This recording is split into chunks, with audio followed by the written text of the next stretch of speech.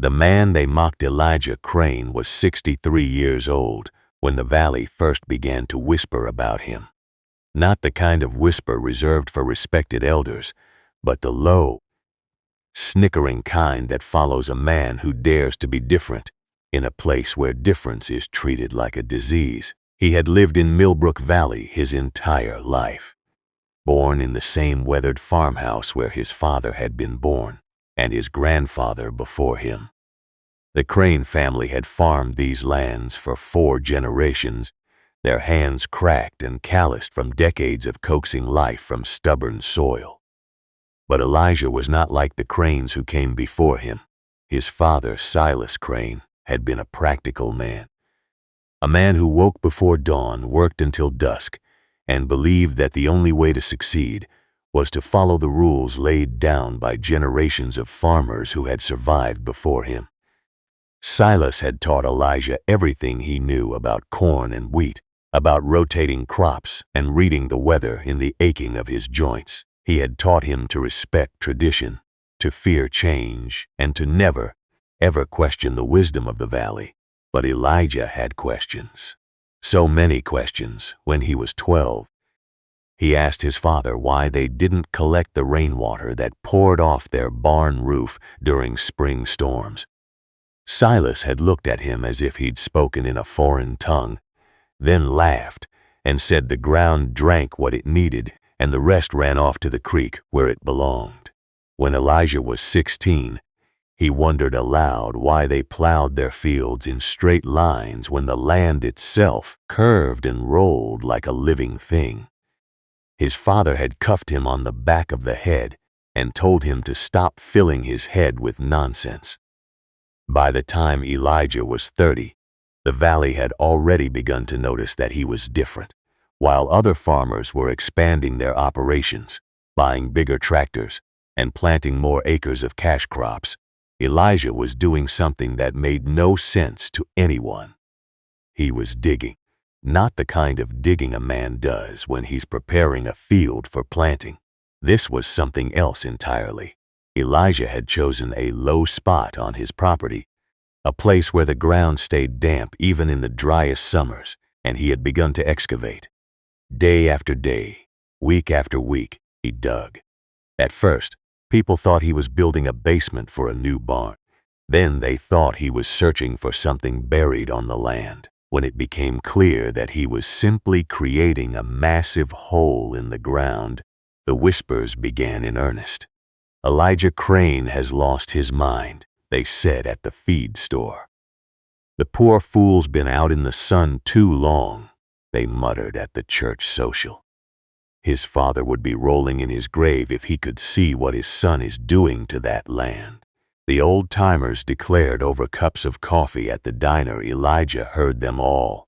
He heard every whisper, every snicker, every shaking head and pitying glance. But he kept digging. He had a vision, you see, a vision that had come to him not in a dream, but in the quiet hours before dawn, when he sat on his porch and watched the mist rise from the valley floor.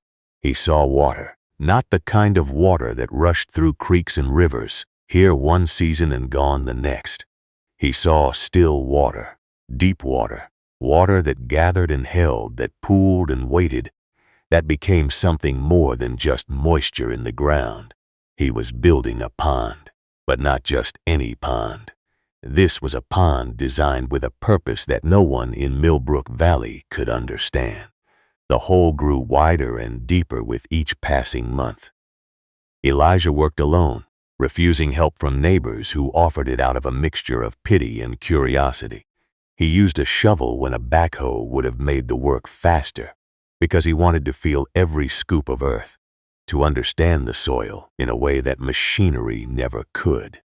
He shaped the edges by hand, creating gentle slopes instead of steep walls, designing something that looked less like a construction project and more like a natural formation.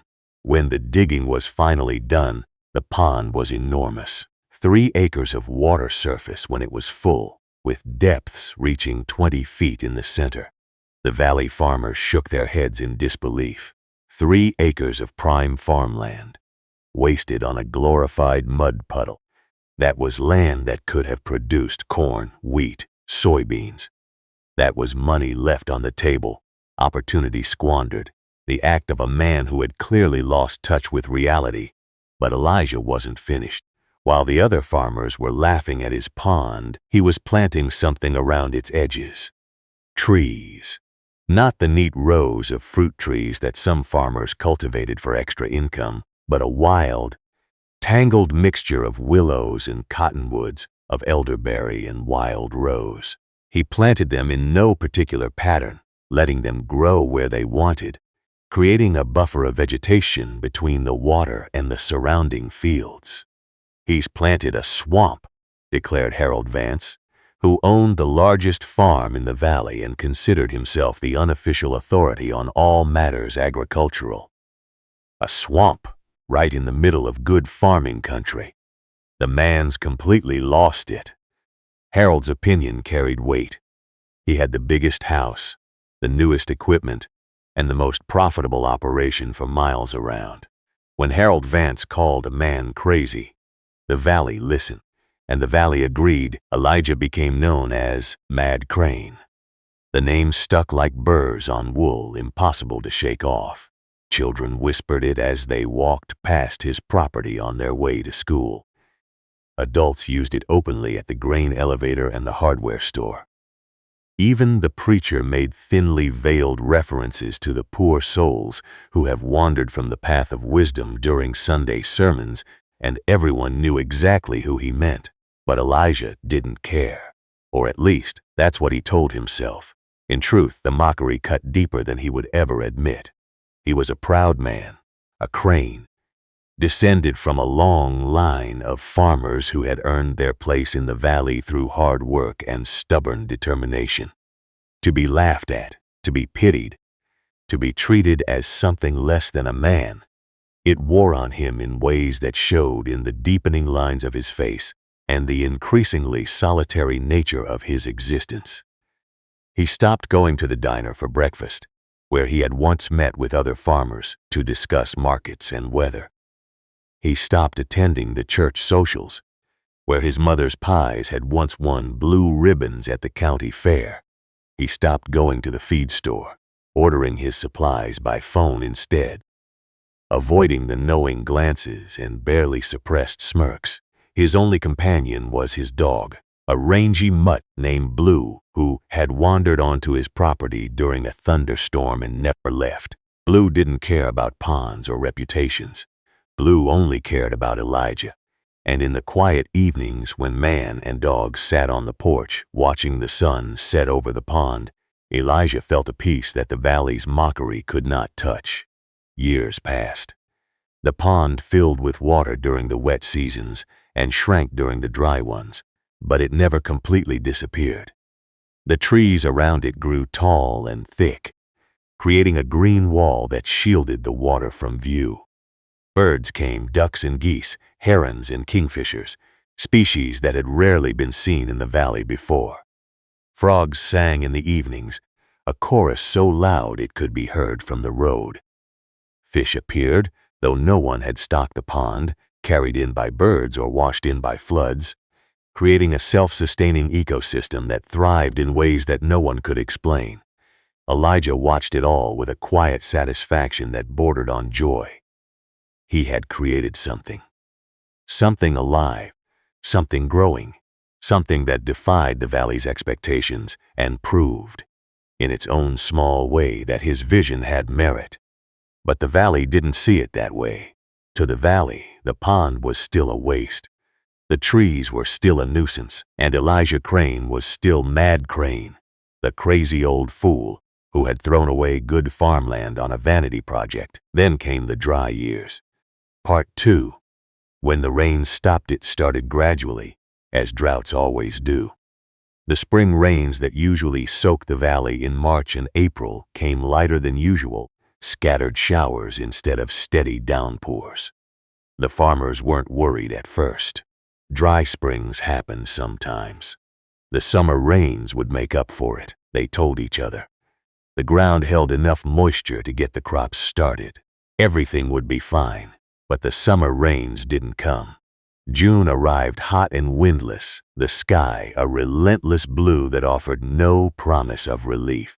The corn that had sprouted in the spring began to show stress, its leaves curling inward to conserve moisture. The wheat, which should have been knee-high and lush, stood stunted and pale. The soybeans, usually so resilient, began to yellow at the edges. The farmers watered what they could, but Millbrook Valley had never relied heavily on irrigation.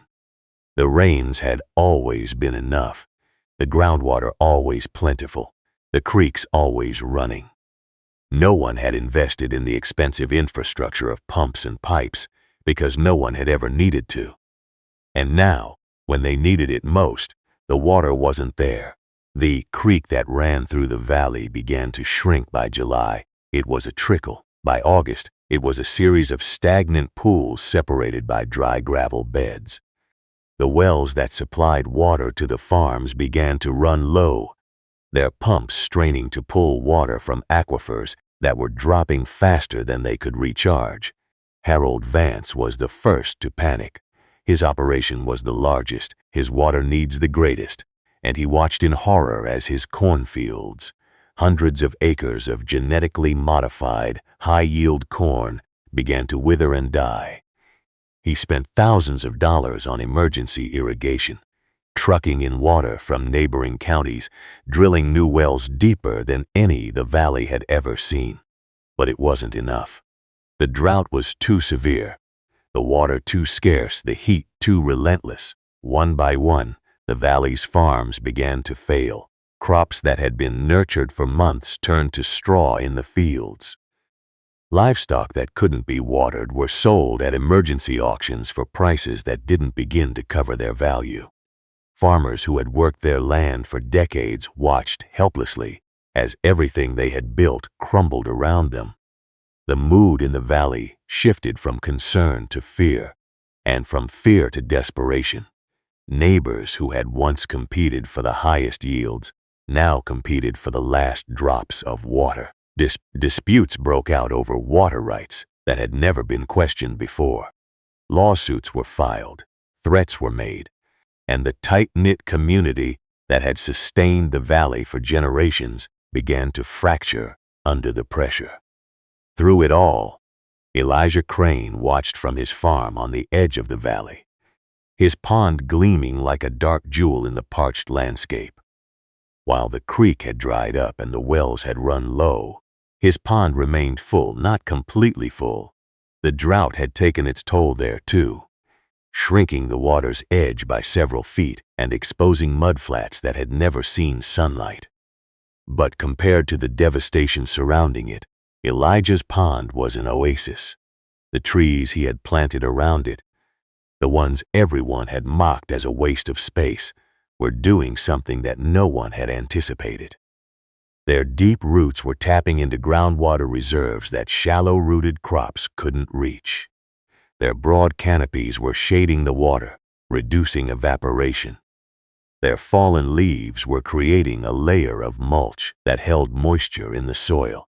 The pond wasn't just surviving the drought, it was helping the land around it survive too. But no one noticed, not yet. The valley was too consumed by its own suffering to pay attention to the crazy old man and his swamp. Elijah didn't wait for anyone to notice. He began to act. Part 3, The Secret Revealed It, started with a knock on Harold Vance's door.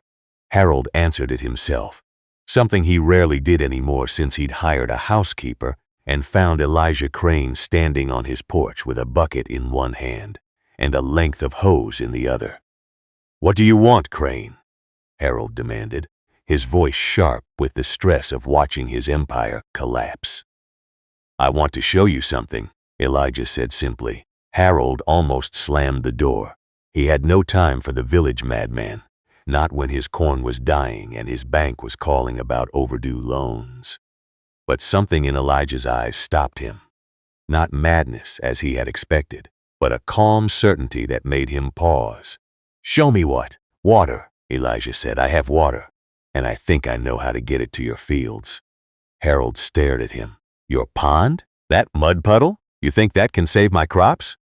It's not a mud puddle, Elijah said, and for the first time in years, there was an edge to his voice. It's 3 acres of stored water, 20 feet deep in places, fed by springs that don't depend on rainfall, and it's surrounded by trees that are holding the groundwater in place and reducing evaporation. I built it for exactly this kind of situation. Harold laughed, but it was a hollow sound. You built it for a drought 20 years ago? That's insane. No, Elijah said quietly. That's planning. Against his better judgment, Harold followed Elijah back to his farm. He hadn't been there in years, not since the pond was first completed, and he had dismissed it as the work of a lunatic. What he saw now shocked him into silence. The pond was indeed lower than it would have been in a wet year, but it was still substantial.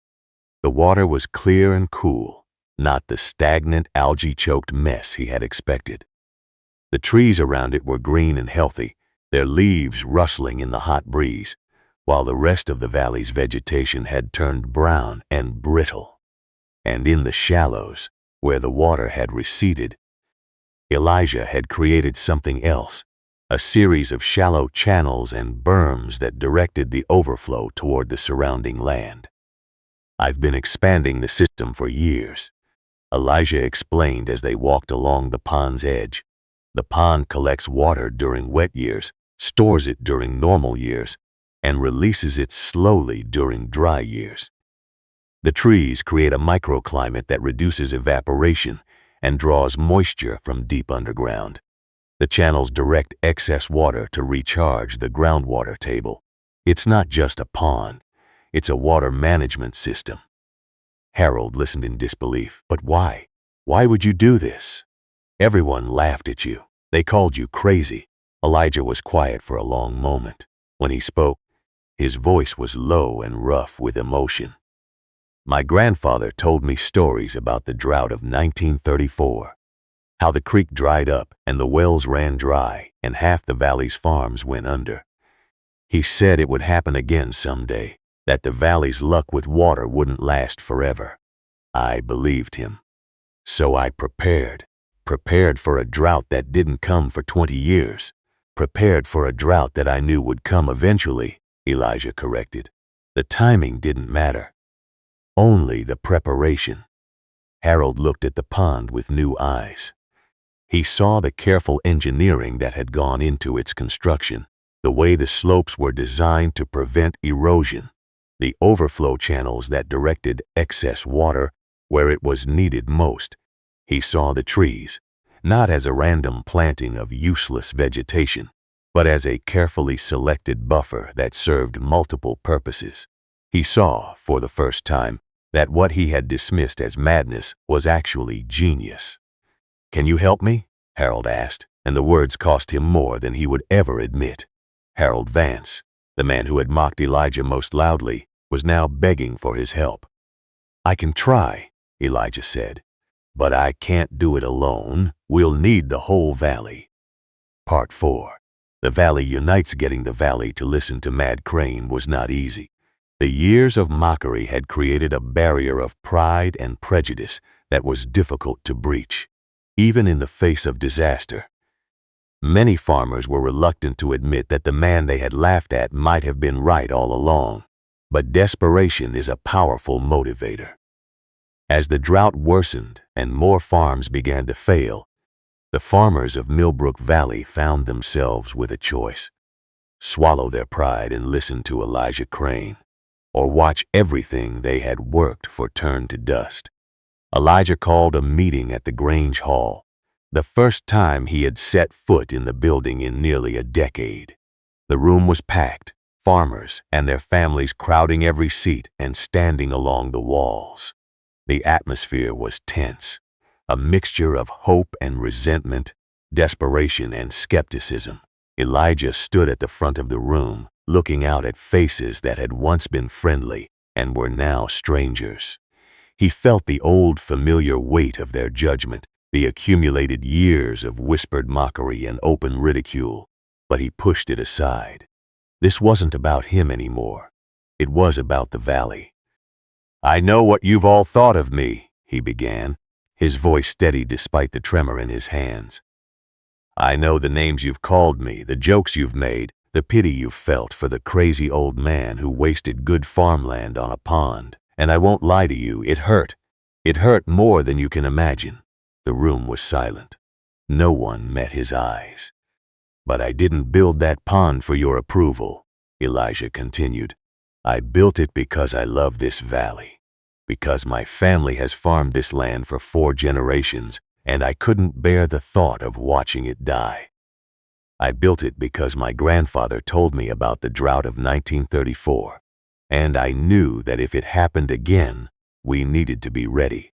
He paused, letting his words sink in. "I'm ready now. My pond has water, not enough to save the entire valley alone, but enough to make a difference. And more importantly, I know how to build more. I know how to create systems that collect, store, and distribute water in ways that can sustain us through droughts like this one. But I can't do it by myself. I need your help. I need your land, your labor, your equipment. And yes, I need you to admit that maybe, just maybe, the crazy old man wasn't so crazy after all." The silence stretched on, heavy and uncomfortable. Then Harold Vance stood up. "I was wrong," Harold said, his voice loud in the quiet room. "I mocked you, Crane. I called you names. I told everyone you were mad. And I was wrong. Your pond is the only reason my farm has any hope right now. And if you're willing to help me after the way I treated you, then I'm willing to do whatever it takes to save this valley." One by one, other farmers stood up. Some apologized. Some simply nodded, acknowledging what they had refused to see for so long. By the end of the meeting, the valley had made a decision. They would follow Elijah Crane's lead. They would build ponds. They would plant trees. They would create the water management systems that Elijah had envisioned 2 decades ago. The work began immediately. Elijah divided the valley into zones, identifying the best locations for new ponds based on topography, soil type, and proximity to natural springs. He taught the farmers how to shape their ponds for maximum water retention, how to plant buffer zones of trees and vegetation, how to create overflow channels that directed excess water where it was needed most. It was grueling work, made harder by the heat and the desperation that drove them. Farmers who had never dug a hole deeper than a fence post were now excavating ponds with backhoes and shovels, working from dawn until long after dark. Wives who had never done more than tend kitchen gardens were planting trees by the hundreds, their hands blistered and their backs aching. Children who should have been playing in the last weeks of summer were carrying water and tools, learning lessons about resilience and community that would stay with them for the rest of their lives.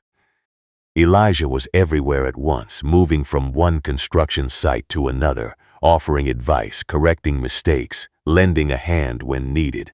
He worked harder than men half his age, driven by a purpose that had sustained him through 2 decades of mockery, and now found its fulfillment in the salvation of the valley he loved.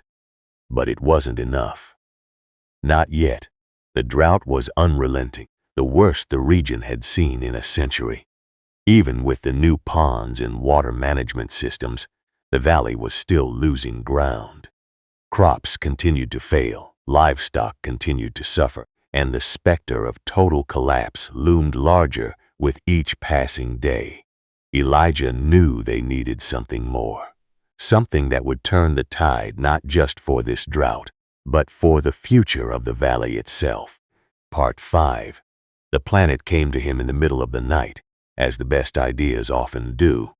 He woke from a dreamless sleep with a sudden clarity, a vision of interconnected waterways that would transform the entire valley into a self-sustaining ecosystem. He called it the Millbrook Water Network, a system of ponds, channels, and wetlands that would collect water during wet seasons, store it during normal seasons, and distribute it during dry ones.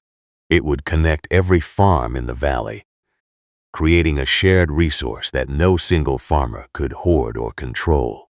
It would restore the natural water cycle that decades of intensive farming had disrupted, replenishing groundwater tables and reviving creeks that had run dry.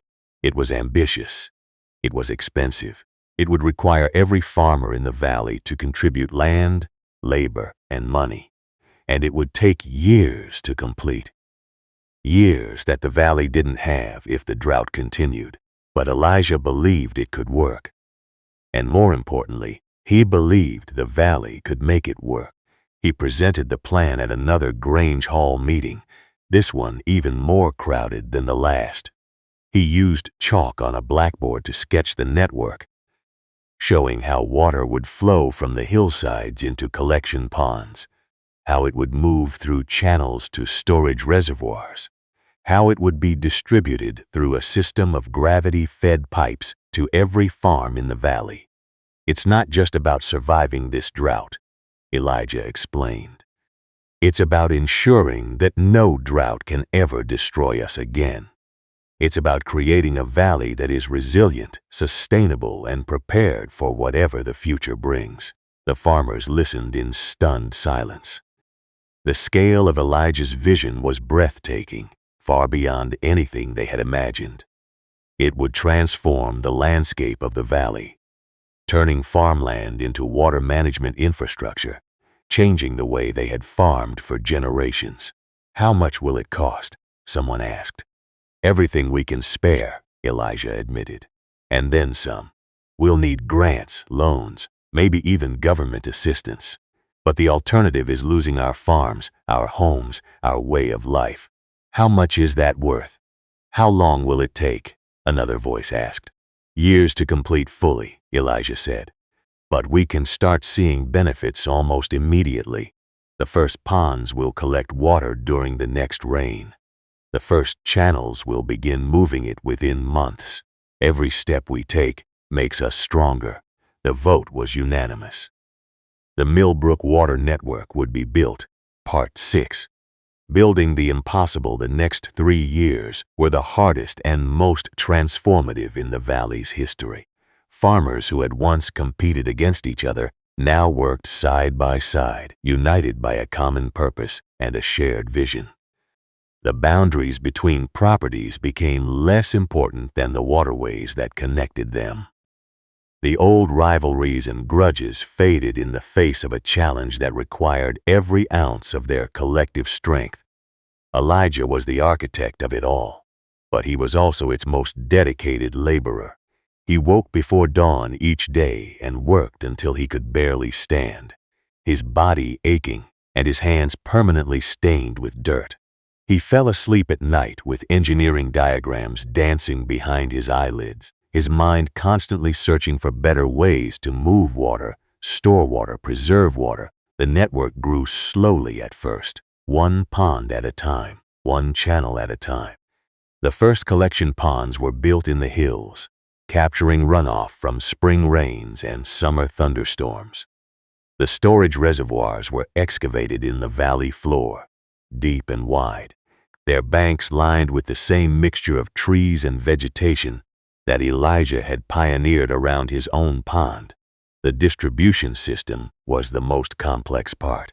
Gravity-fed pipes carried water from the storage reservoirs to individual farms, a network of underground infrastructure that was invisible but essential. Each farm had its own connection, its own meter, its own valve that allowed the farmer to control how much water they received.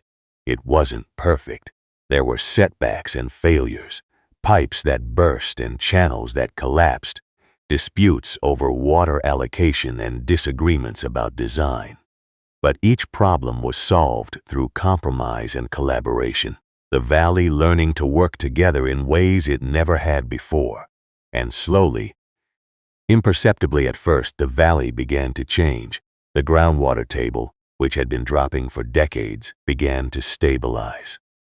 The creek, which had been dry for 2 years, began to show signs of life. A trickle at first, then a stream, then a flowing river that brought fish and frogs, and the sound of running water back to the valley. The microclimates created by the ponds and trees began to moderate the valley's weather.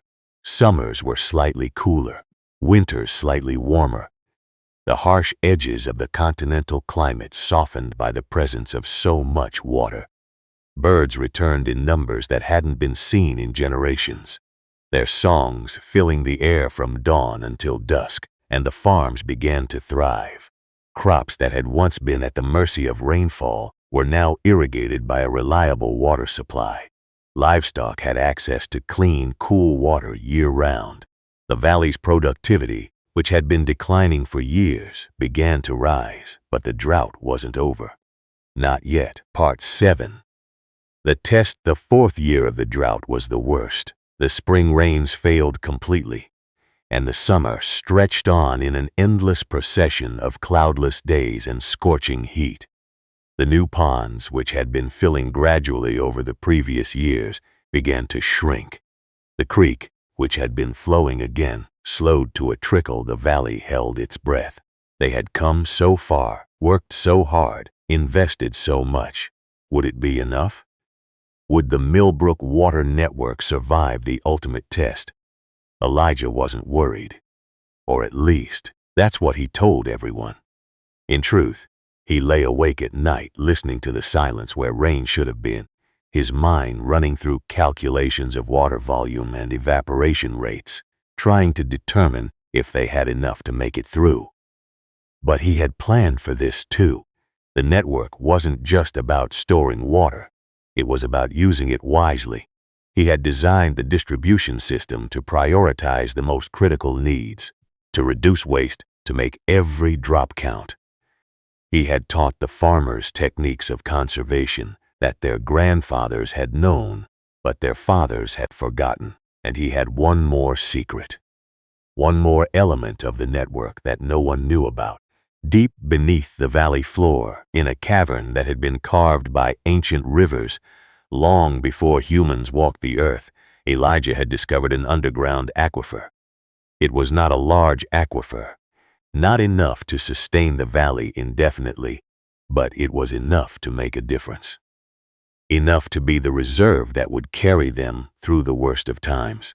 He had kept it secret, partly because he wasn't sure how much water it contained, and partly because he wanted the valley to learn to rely on the surface network first. But now, with the drought at its most severe, it was time to tap into this final reserve. He revealed the aquifer to the valley in another Grange Hall meeting, showing them the well he had drilled in secret, the pump he had installed, the water that flowed clear and cold from deep underground. The farmers listened in awe, realizing that their mad leader had been planning for this moment for years, maybe decades. "This is our insurance policy," Elijah said. "Not something we should rely on every year, but something that can save us when everything else fails. Use it wisely, and it will last. Waste it, and it will be gone before we know it." The aquifer water was added to the network, flowing through the same pipes and channels that distributed the surface water. It was enough, barely enough, to see the valley through the fourth year of drought. Crops were saved, livestock survived, and the community held together through the worst of times. And then, finally, the rains returned. Part 8. The rains return. It started with a cloud, just one, a small white puff on the horizon that grew and darkened as it approached. The valley watched it with a mixture of hope and fear, afraid to believe that relief was finally at hand. Then the thunder rolled, deep and rumbling, a sound that hadn't been heard in the valley for 4 long years. And then the rain came. It wasn't a gentle shower. It was a downpour, a deluge, a biblical flood that turned the parched ground into mud and filled the dry creek beds in a matter of hours. The farmers stood in it, faces turned to the sky, letting the water soak into their skin and their souls, weeping with joy and relief. The ponds filled quickly, the collection systems that Elijah had designed capturing every drop.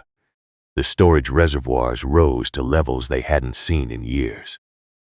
The underground aquifer began to recharge, the water seeping down through layers of soil and rock to replenish what had been drawn.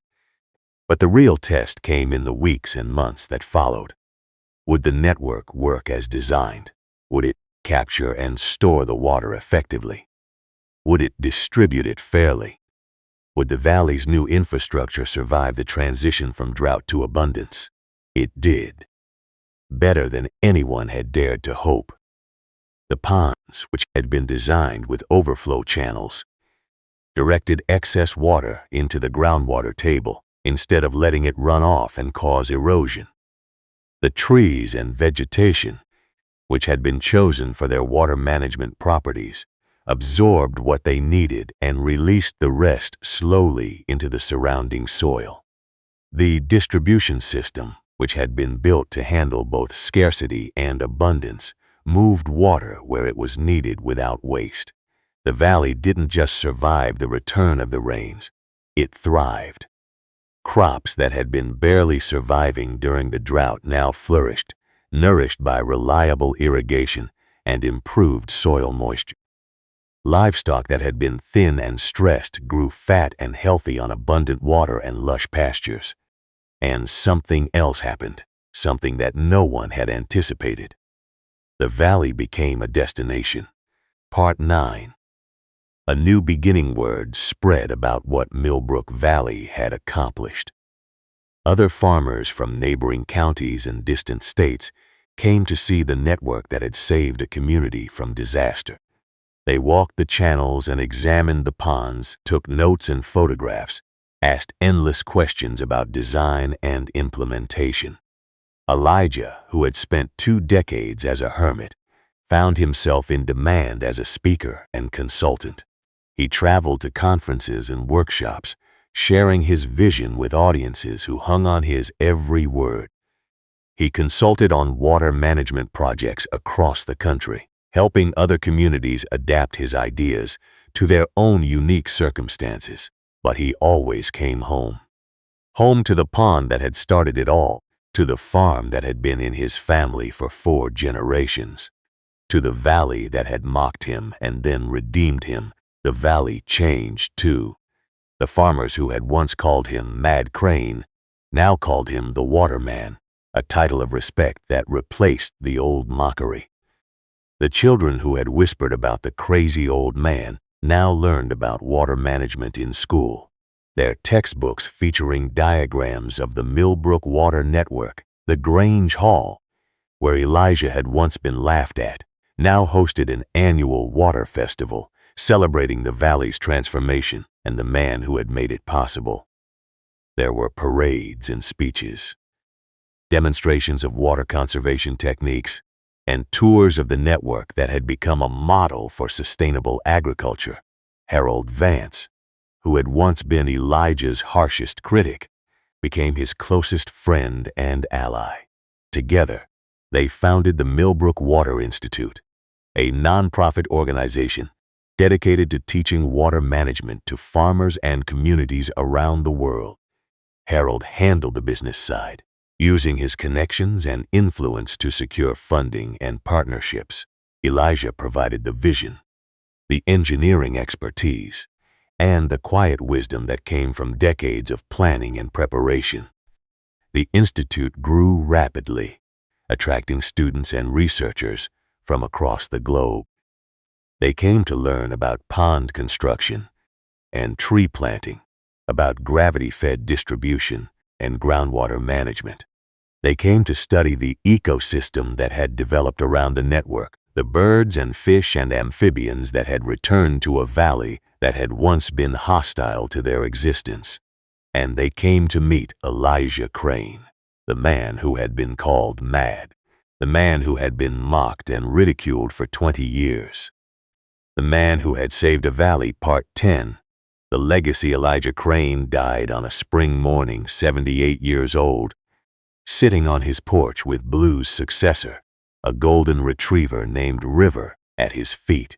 He had spent the previous day walking the network, checking the water levels and the vegetation, making sure everything was as it should be. He had gone to bed tired but content, and he had not woken up. The valley mourned him as they had mourned no one since the drought years.